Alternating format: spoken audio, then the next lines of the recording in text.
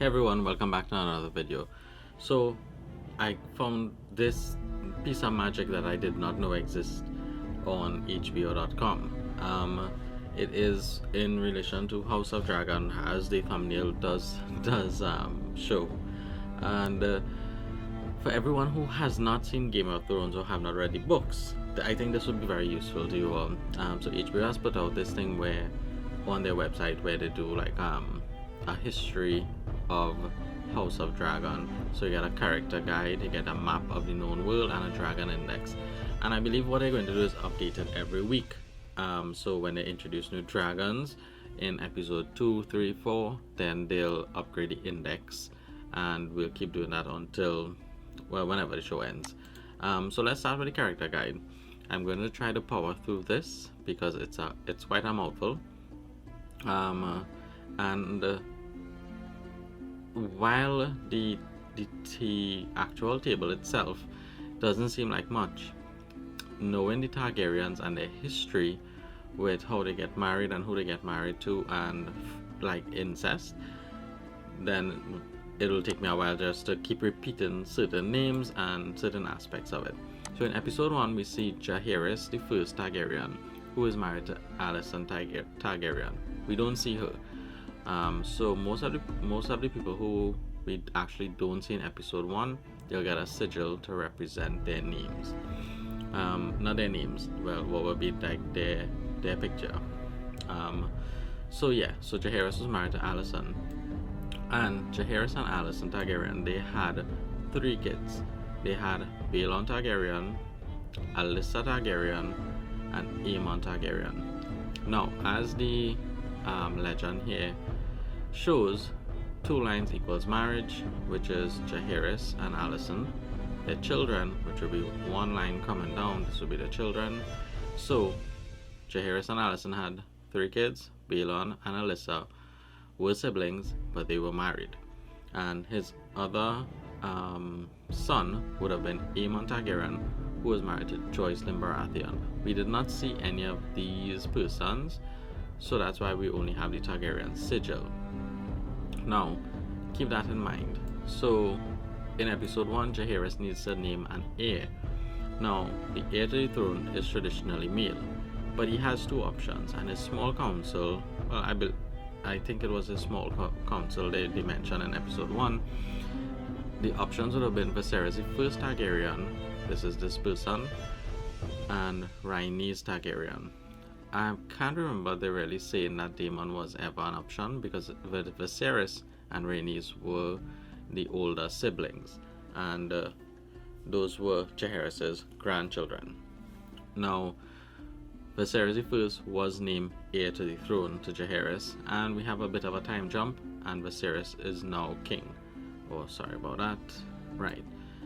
So we understand Jaehaerys and all of his family and his heirs died. So Viserys got married to Aemma Arryn, and in episode 1 we actually see she died while giving birth to Balon Targaryen. It was a difficult birth. I think they said it was sideways or something like that, and they had to do a C-section, which was new to them back in the day, which would have been, saying back in the day, like if it's real world, it was like a new thing that they were learning. They actually said that, the maesters actually said that, and they cut her open to get Balon out, who survived, but he only survived for a short period of time, which was like probably 10 minutes, and we don't actually see like a baby itself, so that's why you have these sigil. Keep in mind that Viserys and Aemma did have a daughter, Rhaenyra Targaryen. So the whole MacGuffin of the first episode would have been Viserys needs to name an heir because he's getting up there in age, and you never know what could happen to him medically, physically. You know, they did mention that Daemon Targaryen might attempt to kill him so that he could assume the throne, the Iron Throne. So keep in mind as we go back up here, Jaehaerys' granddaughter is Rhaenys Targaryen, who would have been like the runner-up to Viserys. and she's married to Corlys Velaryon, and they both have I think he is master of ships. Corlys is master of ships because he was present in the small council. They have 2 children, which will be Lena Velaryon and Lenor Velaryon. We got a glimpse of them while they were having like the big tournament. Other noteworthy persons would have been the Hightowers, Otto Hightower and Hobart Hightower. Otto Hightower is the hand of the king now being present Viserys I, and we also got his daughter Alicent Hightower, who is best friends with Rhaenyra Targaryen. They did mention Gwyn Hightower, but we didn't see this person, so therefore we only have the sigil. Other noteworthy players would be the small council. We have the Grand Maester Mellos, Lyman Beesbury, I think he is master of law or coin, I can't remember, and Lionel Strong.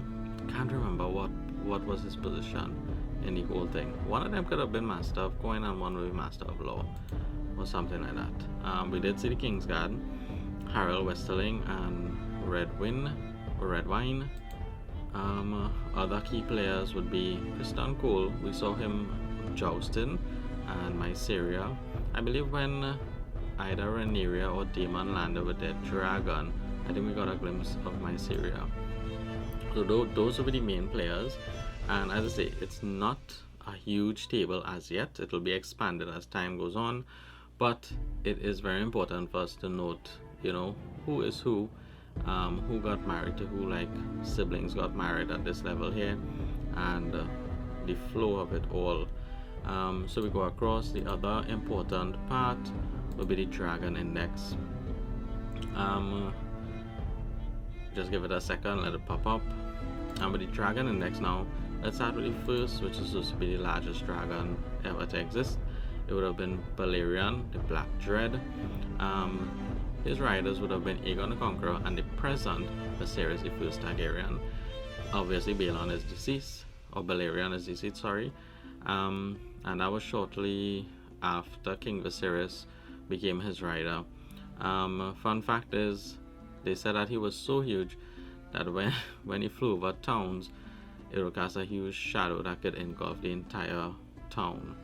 Coming out of that, we have Caraxes. Caraxes is ridden by Daemon Targaryen. Caraxes has red skin, so he's the red dragon in the show. Most of them would be, you would differentiate them by the color or probably by the difference in the horns.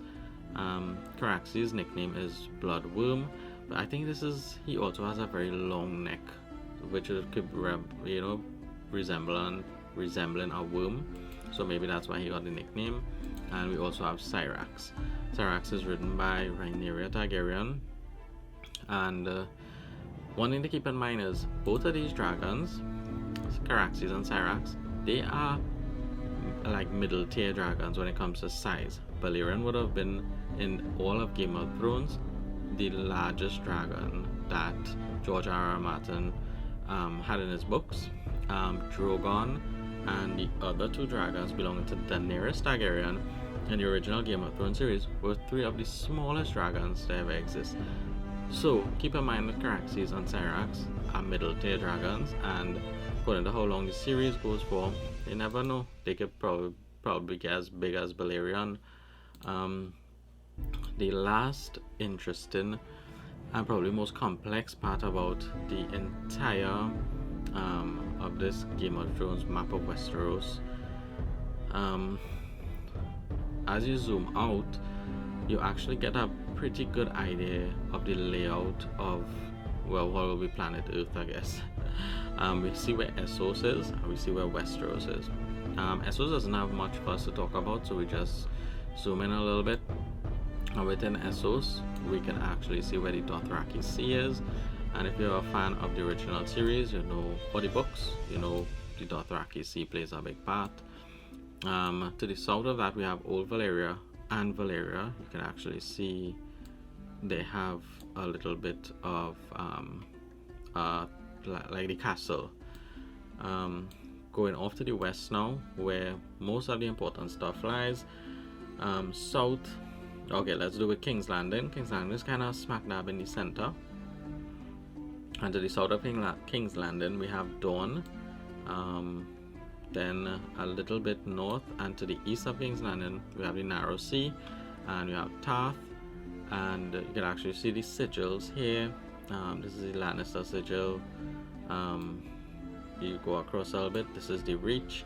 Now all of these names, this is cool where they have these little shadows of dragons, pretty big, I guess, and this is Balerion. And all of these names like the Reach, Westerlands, Crownlands, Harrenhal, these are names that you'll be familiar with from the books or the original series. I haven't read the books, but I know these names from the series. We have the Vale, the Mountains of the Moon, Ironsman Bay, the Iron Islands, which is very popular in the original series. You keep going north and you would see what could be the most popular locations would be the north. Wolf's Wood, you would see the Stark sigil here. Keep pushing up north and you would actually see the wall, and there's a little in the darkness all the way to the north of the lands of Always Winter.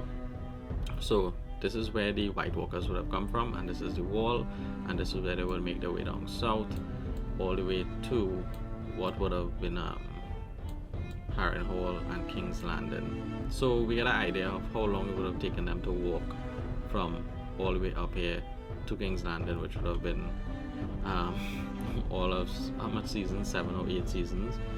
And that's it. That is the character guide or the map of House of the Dragon. Check it out if you're not a fan of Game of Thrones, or if you were one that kind of waited and only started to watch coming out to the end, or you didn't watch it at all. I know some people are very proud non-watchers of Game of Thrones, and if you want to jump on House of the Dragon, this is a good introduction. So let me know down in the comments if you checked it out, if you thought it was helpful. And I'm not going to do another Game of Thrones or House of the Dragon video until episode 2, and it'll just be a quick reaction video, and you could look out for that. Probably drop in the same night, which will be Sunday, or maybe even Monday according to how I'm working. And yeah, look out for me in another video. See ya.